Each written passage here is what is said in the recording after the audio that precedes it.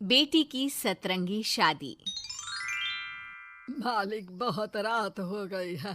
अभी तक मनीषा बिटिया दफ्तर से घर नहीं आई। अरे डोंट वरी रामू, आ जाएगी। समझदार और पढ़ी लिखी लड़की है, ऊपर से अपने फौजी बाप की तरफ बहादुर भी है। तुम जाकर खाना लगाओ रामू, वो आती ही होगी। जी मालिक। मनीषा मनोहर की इकलौती बेटी थी। मनीषा की माँ का उसके बचपन में ही स्वर्गवास होने और मनोहर के फौजी होने के कारण मनोहर ने अपनी बेटी को बिल्कुल लड़कों के जैसा ही पाला था। उस दिन देर रात को मनीषा का इंतजार करते हुए मनोहर और उसका नौकर रामू बात कर ही रहे थे कि मनीषा अपनी कार में ऑफिस से घर आती है। अरे रामू काका, बड़ी भूख लग रही है, जल्दी से खाना लगा दो। और कल मेरे कुछ खास क्लाइंट्स घर पर लंच के लिए भी आ रहे हैं, तो कुछ अच्छा सा बना देना।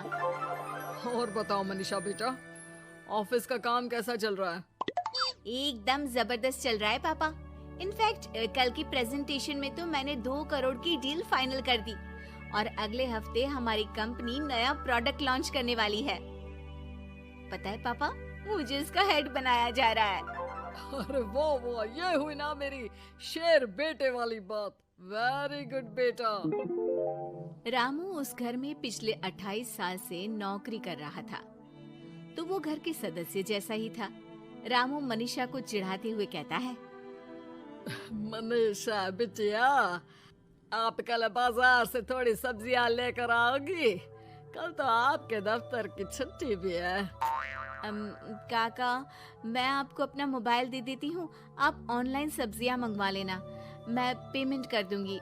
वो क्या है कि मुझे घर के कामों से थोड़ी एलर्जी है। ठीक है बिटिया। 2 हफ्ते बाद मनोहर को उसके दोस्त किशन का फोन आता है। अरे मनोहर, हमारी मनीषा बेटी के लिए एक बहुत अच्छा रिश्ता आया है। लड़का इंजीनियर है दुबई में। तू कहे तो बात आगे बढ़ाऊं? हाँ, रिश्ते की बात तो आगे बढ़ा ही सकते हैं, लेकिन लड़के वालों की कुछ शर्तें भी तो होंगी ना, मतबला लेन देन वगैरह। अरे यार, लेन देन जैसी तो कोई शर्त नहीं है उनकी। बस लड़की पढ़ी लिखी और घरेलू होनी चाहिए, जो कि यहाँ इंडिया में अपने सास ससुर की सेवा करे और घर संभाल सके।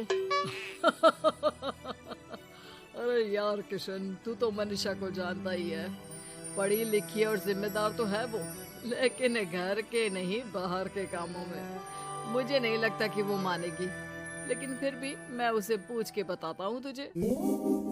मनोहर अपनी बेटी से उसके लिए आए रिश्ते की बात करता है और उसे लड़के वालों की शर्त के बारे में भी बताता है, जिस पर मनीषा कहती है, पापा आप तो जानते हैं ना कि मुझे घर के कामों में कोई इंटरेस्ट नहीं है और आपने मुझे पढ़ा लिखा के अपने पैरों पे खड़ा होना सिखाया। क्या इस दिन के लिए कि एक दिन मैं शादी करके किसी का घर संभालूं? ना, मुझे नहीं करनी शादी वादी, आप मना कर दो उन्हें। इतना कहकर मनीषा घर से बाहर चली जाती है। रास्ते में उसे उसकी फ्रेंड का फोन आता है, जो उसे बाकी फ्रेंड्स के साथ एक रेस्टोरेंट में बुलाती है। मनीषा जाना तो नहीं चाहती थी, लेकिन उस रिश्ते की बात से हुए खराब मूड को बदलने के लिए वो चली जाती है। मनीषा और उसके दोस्त एक टेबल पर बैठे होते हैं कि उसकी नजर उसी रेस्टोरेंट में गिटार बजा रहे एक लड़के पर पड़ती है, जो मनीषा की फेवरेट धुन बजा रहा होता है। मनीषा झट से सारी बातें भूलकर उस गिटार की धुन में खो जाती है। थोड़ी देर बाद सब उस लड़के की परफॉर्मेंस पर तालियां बजाते हैं, तो मनीषा भी स्माइल करके तालियां बजाने लगती है। उसी शाम जब मनीषा घर जा रही होती है, तो उसे वही लड़का दिखता है जो रेस्टोरेंट में गिटार बजा रहा था। वो अपनी गाड़ी रोक कर उससे पूछती है कि हाय, तुम वही हो ना जो थोड़ी देर पहले रेस्टोरेंट में गिटार बजा रहे थे? I am so impressed with your talent. Actually वो मेरी फेवरेट धुन थी। जी थैंक यू, ये मेरा शौक भी है और इससे मेरी थोड़ी बहुत गुजारे लायक कमाई भी हो जाती है। अच्छा, और क्या करते हो? जी मैं कॉफी बहुत अच्छी बनाता हूँ, और कॉफी के अलावा भी बहुत कुछ। एक्चुअली मुझे खाना बनाने का बहुत शौक है और खाली समय में या तो मैं गिटार बजाता हूँ या फिर कुकिंग करता हूँ। इसी तरह बहुत देर तक बातें करते करते दोनों एक दूसरे को अपना नंबर देते हैं और फिर धीरे धीरे पहले उनके बीच गहरी दोस्ती और फिर प्यार हो जाता है। फिर एक समय आता है जब दोनों शादी करने का फैसला करते हैं। मनीषा अपने पापा को गौतम के बारे में सब बताती है। मनोहर को गौतम बहुत अच्छा तो नहीं लगता, लेकिन अपनी इकलौती बेटी की खुशी के लिए वो हाँ कह देते हैं। दोनों की शादी हो जाती है। और एक दिन, अरे गौतम बेटा, क्या बात है, बहू रानी तो आते ही दफ्तर जाने लगी। सुबह जाती है, देर रात को आती है, और तू घर पे रहता है, तो घर भी तुझे ही तो संभालना पड़ता होगा ना अभी। जी आंटी जी, वो मेरा काम कुछ कम ही चल रहा है और घर चलाने के लिए किसी को तो दफ्तर जाना ही पड़ेगा ना, तो मनीषा ही चली जाती है और मैं घर पे रहकर सारा दिन करूँगा क्या, तो घर ही संभाल लेता हूँ। हाँ बेटा, कह तो तू सही रहा है, लेकिन समाज को क्या कहेगा? समाज के भी कुछ नियम कायदे होते हैं, लेकिन यहाँ तो उल्टी ही गंगा बह रही है। अच्छा, मैं तो चलती हूँ बेटा। रात को मनीषा घर आती है तो गौतम उसे कहता है कि सुनो, आज हरलीन आंटी आई थी, कह रही थी कि आसपास के लोग बातें बनाने लगे हैं कि तुम मर्दों की तरह काम पे जाती हो और मैं औरतों की तरह घर संभाल रहा हूँ। हाँ, पर तुम तो जानती ही हो ना कि मैं शादी से पहले से जॉब कर रही हूँ, तो फिर अब अचानक से मैं खुद को कैसे बदलूं?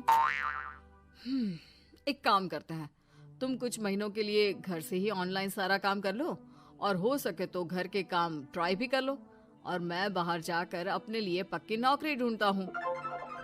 मनीषा मान जाती है और फिर शुरू होती है उनकी नई दिनचर्या। ये लो गौतम, तुम्हारा नाश्ता, चाय और टोस्ट। ये टोस्ट है या किसी नक्शे का काला प्रिंट आउट? अरे मेरी माँ, चाय में चीनी डालते हैं, नमक नहीं।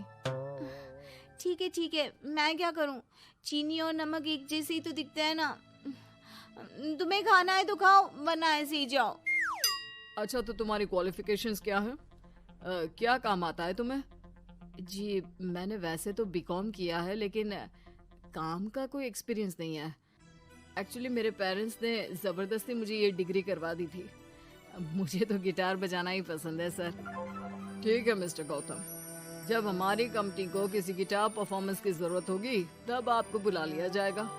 फिलहाल के लिए आप जा सकते हैं। जॉब ना मिलने के दुख में मुख लटकाए गौतम घर आता है तो देखता है कि अरे ये क्या मनीषा, सारा घर बिखरा पड़ा है और ये किचन की ये हाल। अरे सब ठीक तो है ना? सब ठीक है गौतम, बस मुझे भूख लगी थी तो सोचा कुछ बना के खा लूं, लेकिन मुझे कोई सामान मिल ही नहीं रहा था और फिर पता चला कि गैस भी खत्म हो गई है और मुझे सिलेंडर बदलना नहीं आता। अच्छा, क्यों ना हम बाहर से ही खाना मंगवा ले? हाँ, अच्छा ये तो बताओ, तुम इतने उदास क्यों लग रहे हो? अरे क्या बताऊं, मुझे नौकरी नहीं मिली, लगता भी नहीं कि मिलेगी कभी। दोनों उदास होकर एक दूसरे की तरफ देखते हैं, फिर थोड़ी देर बाद हंस पड़ते हैं। मुझे लगता है हमें वही काम करना चाहिए जो हमें अच्छे से आता है।